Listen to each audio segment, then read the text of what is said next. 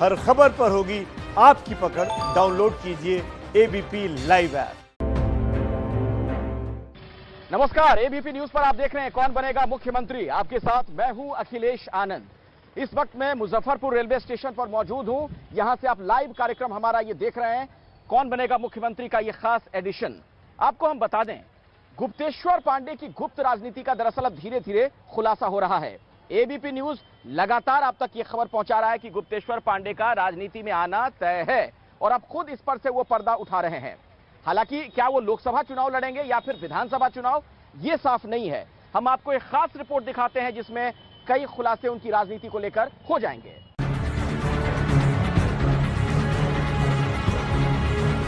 हमने अभी तक पार्टी तय नहीं किया है, चुनाव लड़ना है ये भी तय नहीं किया है।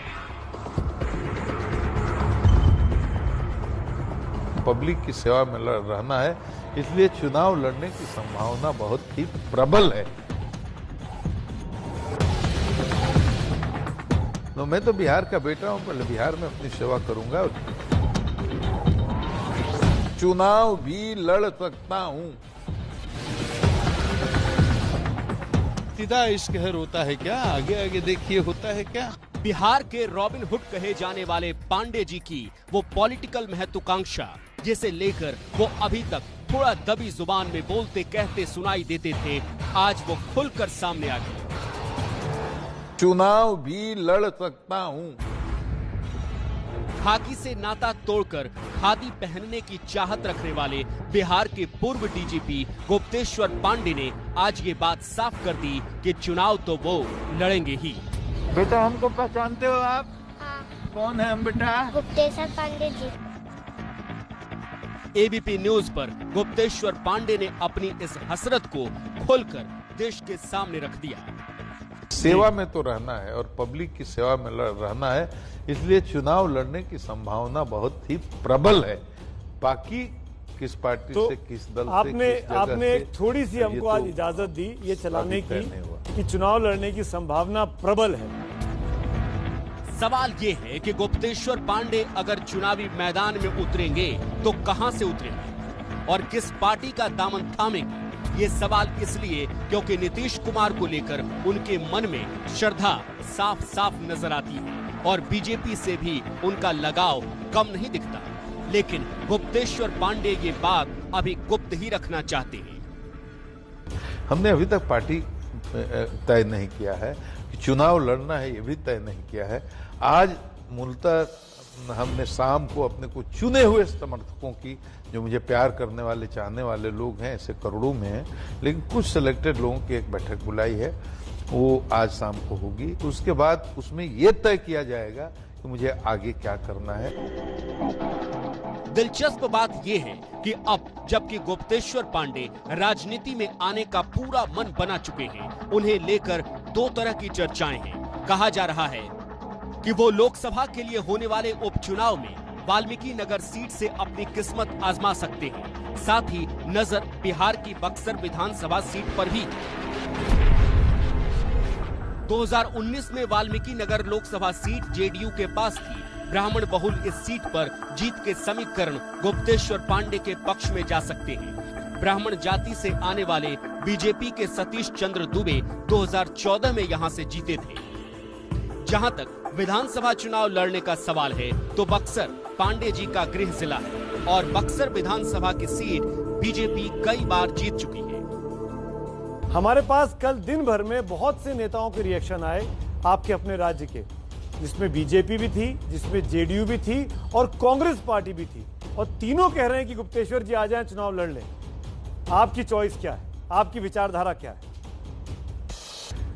मैं तो बता चुका हूं कि 34 साल से मैंने जिस तरह से बिहार में काम किया है, लोगों के बीच में रह करके, गरीबों के बीच, दोस्तों के बीच, दलितों के बीच, वंचितों के बीच, जिस तरह सांप्रदायिक सौहार्द के लिए काम किया है बिहार में, एकता बनाए रखने के लिए, लोगों को जोड़ के चलने के लिए, तो लोग हमको 34 साल से देख रहे हैं। आप तो आज वहां से देख रहे हैं, लेकिन यहाँ तो लोग 34 साल से देख रहे हैं। मेरा पूरा खाता खतियान बना कर रखे हुए हैं लोग कि मैंने कहाँ क्या किया, कहाँ क्या किया, मेरी अच्छी चीजें भी, मेरी गलत चीजें भी, वो सब बना के रखे होंगे लोग। तो ये जो लोग हमको चाह रहे हैं, जिनकी बात आपने चली थी, मैं उन सबको धन्यवाद देता हूँ, सबको प्रणाम करता हूँ। मैं तो कह रहा हूँ, मैंने तो कोई पार्टी ज्वाइन का आपस में तय कर लें, आपस में तय करके हमको लड़ाना चाहते हैं तो लड़ा दे। गमछा पहनकर अपने ठेठ देसी अंदाज में लोगों से मेल मुलाकात करने वाले गुप्तेश्वर पांडे भले ही अपने पत्ते नहीं खोलते, लेकिन जोर देकर ये कहते हैं कि बिहार उनकी कर्म भूमि है और उनका चुनावी मैदान में उतरना करीब करीब तय है। तो मैं तो बिहार का बेटा हूँ, पहले बिहार में अपनी सेवा करूंगा और चुनाव ही के लड़ करके सेवा करूंगा, ये कोई जरूरी नहीं है, लेकिन चुनाव भी लड़ सकता हूँ। कहाँ से लड़ूंगा? 12 कंस्टिट्यूएंसीज हैं जिनके बारे में खींचातानी चल रही है हमारे समर्थकों हुई, यहाँ आ जाइए, यहाँ आ जाइए, यहाँ आ जाइए। तो लोग हमको 34 साल से देख रहे हैं, आप तो आज वहां से देख रहे हैं, लेकिन यहाँ तो लोग 34 साल से देख रहे हैं। मेरा पूरा खाता खतियान बना कर रखे हुए हैं लोग कि मैंने कहाँ क्या किया, कहाँ क्या किया, मेरी अच्छी चीजें भी, मेरी गलत चीजें भी, वो सब बना के रखे होंगे लोग। पिछले कई दिनों से गुप्तेश्वर पांडे इसलिए सुर्खियों में हैं क्योंकि सुशांत सिंह राजपूत केस में वो मुखर होकर सामने आए, सुशांत के परिवार के साथ डटकर खड़े रहे और रिया चक्रवर्ती की मंशा पर भी सवाल उठाए। इसे लेकर विरोधियों ने उन्हें निशाने पर लिया, लेकिन गुप्तेश्वर पांडे इसे लेकर सधी जुबान में जवाब देते हैं। एक बड़ा इल्जाम आप पे लग रहा है, मैं चाहूंगा आप, क्योंकि अब आप राजनीति में आ ही गए हैं, ये इल्जाम लग रहा है कि आपने राजनीतिक मंसूबों को पूरा करने के लिए सुशांत सिंह राजपूत के केस का इस्तेमाल किया। शिवसेना का ये आरोप है। मुझे पॉलिटिक्स ज्वाइन करने के लिए किसी इस तरह के केस का सहारा लेने का जरूरत नहीं है। वो बिहार के बाहर के लोगों नहीं जानते हैं। जो औकात की बात करते हैं हम ना, औकात मेरे नाम से तो बड़ा पॉपुलर वर्ड हो गया है, मैंने कहा था, तो वो मेरी औकात नहीं जानते हैं। मेरी औकात है कि मैं यहाँ के 12 करोड़ जनता के पैरों की धूल हूं, यही मेरी औकात है। और इसीलिए यहाँ की 12 करोड़ आम हमको प्यार करती है, और उनका प्यार जो है ना, वही मेरी औकात है। नहीं, पर ये बात राजनीति में जाने के लिए किसी स्टंट करने की जरूरत जी नहीं।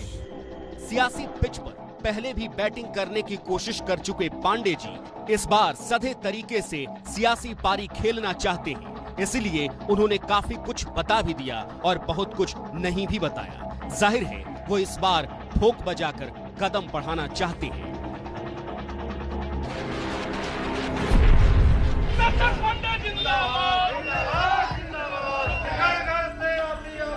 इस बीच बेगूसराय में जेडीयू और बीजेपी के कार्यकर्ताओं ने गुप्तेश्वर पांडे के समर्थन में जोरदार नारेबाजी की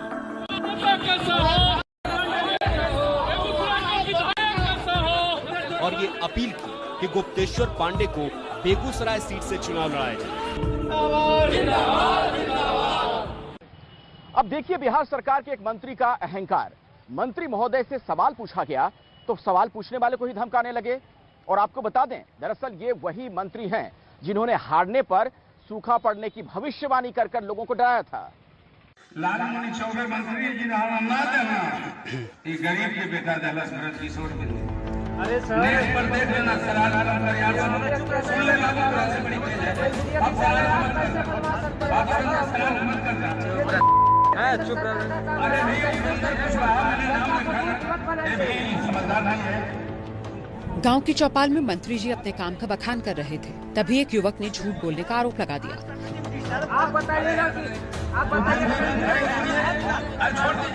मंत्री जी गुस्सा हो गए। बगल में उनके साथी सवाल पूछने वाले भड़कने लगे। अब आप उनसे चिरौनी नहीं करूंगा, आपकी बार के बाद उनको चिरौनी नहीं करूंगा, समझ जाना।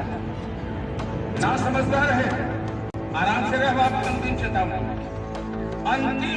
आराम से रहो। इसके अगल बगल उधर देखते रहना, भाग के भी न जाना। तस्वीरें बिहार के कैमूर की और भरी महफिल में सवाल पूछने वाले पर भड़कने वाले ये माननीय बीजेपी के नेता बृजकिशोर बिंद। आराम से रहो, आप अंतिम चेतावनी। नीतीश कुमार ने इन्हें खान मंत्रालय की जिम्मेदारी दे रखी है। इन दिनों अपने क्षेत्र चैनपुर में घूम रहे हैं, तो लोगों से इस कदर उनका सामना हो रहा है। नेट पर देख लेना सलाल सुन ले लागू से बड़ी तेज है। अब सलाल मत करना। बाबू अंतिम बार तुमको मैं चेतावनी दे, अब आप तुमसे चिरौनी नहीं करना है। अगली बार के बाद तुमको चिरौनी नहीं करना, समझ जाना। बताया जा रहा है कि ये तस्वीरें चैनपुर के मेंढ गांव की हैं। इससे पहले मंत्री जी का एक और वीडियो वायरल हुआ जिसमें वो ये कहते दिखे कि चुनाव हार गए तो इलाके में अकाल पड़ जाएगा। हमरे विधायक के लक्षण यो होला ना, इतना बरखा बरसत केहू के धान मरल है तो हम हरली तो इन जगह काले पड़ी। इसके बाद 17 सितंबर को लोगों ने मंत्री जी को घेर लिया। पावर है करने का भगवान है का मत कीजिए, पावर है करने का। इलाके के लोग कह रहे हैं कि 3 बार से जीत रहे मंत्री जी ने कोई काम धाम नहीं कराया। और बिंद जी 15 साल से यहाँ के लिए कुछ नहीं किया है। चांद के लिए पर्सनल जिला कैमूर भभुआ के लिए यहाँ कुछ नहीं किया है। यहाँ न नाली का व्यवस्था है बाजार में, इधर देखिए, न रोड का व्यवस्था है यहाँ बाजार में, न पानी का व्यवस्था बाजार में है। नहीं, हर व्यवस्था के लिए कहते हैं देंगे देंगे, कभी दिए नहीं। वैसे इन तमाम बातों को मंत्री जी विरोधियों की साजिश बताते हुए पल्ला झाड़ रहे हैं। मैं क्षेत्र में जाता हूँ, जनाधार उभर करके सामने आता है, कहीं से मेरा विरोध नहीं होता है। और जो वीडियो वायरल करने वाले लोग हैं वो एक सोची समझी साजिश के तहत ये बेवजह बेबुनियाद अफवाह फैला रहे हैं और एक रणनीति बना करके इक्के दुक्के लोग आते हैं और हल्ला करते हैं। इससे जनाधार पर कोई असर नहीं पड़ता, जनता इसे समझ रही है। लेकिन इन दिनों बिहार के अलग अलग इलाकों से विधायकों की जो तस्वीरें सामने आ रही हैं, वो बताती हैं कि नेताजी से लोग कितने नाराज हैं। बिहार के मुख्यमंत्री नीतीश कुमार पहले जनता दरबार लगाया करते थे, आजकल सियासी दरबार लगा रहे हैं। और सियासी दरबार जो पिछले 3 दिनों से वहां पर वो लगा रहे हैं, उसमें टिकट मांगने के लिए बड़ी संख्या में लोग जमा हो रहे हैं। किस तरह की हलचल नजर आ रही है इस सियासी दरबार में, आप देखिए। पटना जेडीयू के दफ्तर में ये लोग टिकट की चाहत में बैठे हुए हैं। बुधवार को बिहार के अलग अलग इलाकों से टिकट की मांग के लिए नेता नीतीश कुमार से मिलने पहुंचे थे। इस वीडियो में गुलाबी कुर्ता पहनकर सबसे आगे बैठे गणेश भारती हैं, जो कि बरूराज से टिकट चाह रहे हैं। सफेद कुर्ता पैजामा पहने पसीने से परेशान नजर आ रहे मनोज कुशवाहा कुढ़नी से टिकट मांगने आए हैं। मनोज कुशवाहा के बगल में बैठे महेश्वर सिंह केसरिया से टिकट चाह रहे हैं।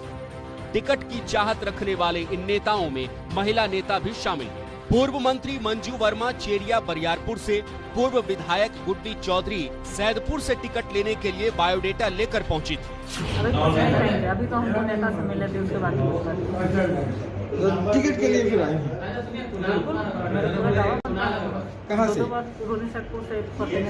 उम्मीद है इस बार आपको टिकट मिलेगा वहाँ से? हमारी बात हुई, मैं जो काम लेकर के आई थी वह काम मेरा हो गया। नीतीश कुमार बीते 2 दिनों से पार्टी दफ्तर में बैठकर नेताओं से मुलाकात कर रहे हैं और इसी दौरान टिकट की चाहत लेकर पहुंचे ये नेता अपनी बात और अपना दावा पेश कर रहे हैं। परेशानी इसलिए हो रही है क्योंकि इस बार गठबंधन का स्वरूप 2015 से बदला हुआ है। तो कौन बनेगा मुख्यमंत्री कार्यक्रम का ये खास एडिशन आप देख रहे हैं मुजफ्फरपुर से लाइव। बात अब एलजेपी की। एलजेपी के सियासी भविष्य को लेकर तमाम तरह के सस्पेंस अभी भी बरकरार हैं और इन सब के बीच जेडीयू के नेताओं के साथ एलजेपी के नेताओं की जुबानी जंग भी जारी है।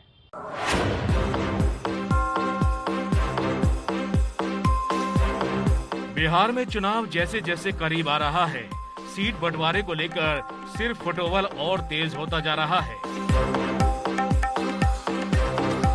एनडीए और विपक्षी महागठबंधन दोनों जगह सीटों को लेकर खींचतान जारी है। एक तरफ महागठबंधन में आरएलएसपी नेता उपेंद्र कुशवाहा नफा नुकसान का गणित लगा रहे हैं, अपने लोगों से बात कर रहे हैं, तो दूसरी ओर एलजेपी और जेडीयू में जुबानी जंग बढ़ती जा रही है। सीतामढ़ी से जेडीयू सांसद सुनील कुमार पिंटू ने सीधे सीधे चिराग पासवान को ही चैलेंज दे दिया। चिराग जी बोल रहे हैं कि विधानसभा का चुनाव मुख्यमंत्री लड़े, तो मैं आपके चैनल के माध्यम से उनको ये बतलाना चाहता हूं कि जब आप 3 वर्ष की उम्र के थे तो 85 में पहली बार माननीय मुख्यमंत्री जी हरनौत से विधायक बनकर जनता की सेवा करते रहे। अब माननीय चिराग जी की इच्छा है विधानसभा लड़ने का, तो मैं स्वागत करता हूं। आप भी आइए, किसी बिहार के किसी भी क्षेत्र में चुनाव की नॉमिनेशन देकर दिल्ली चले आइए और देखिए जनता का क्या निर्णय। जदयू सांसद सुनील पिंटू जी, हमारी फिक्र छोड़ दीजिए, आप अपने और अपने पार्टी की फिक्र कीजिए। बहुत घमंड और बहुत दम्भ हो गया है ना, तो जरा सा ये ज्ञान आप अपने पार्टी के नेता नीतीश कुमार जी को भी दीजिए कि जरा वो भी अकेले लड़के देख लें, सारा नशा उतर जाएगा। इलेक्शन के सबसे बड़े शो कौन बनेगा मुख्यमंत्री में फिलहाल इतना ही, लेकिन आपको याद दिला दें, कल शाम 4 बजे वार पलटवार जरूर देखिएगा सिवान से।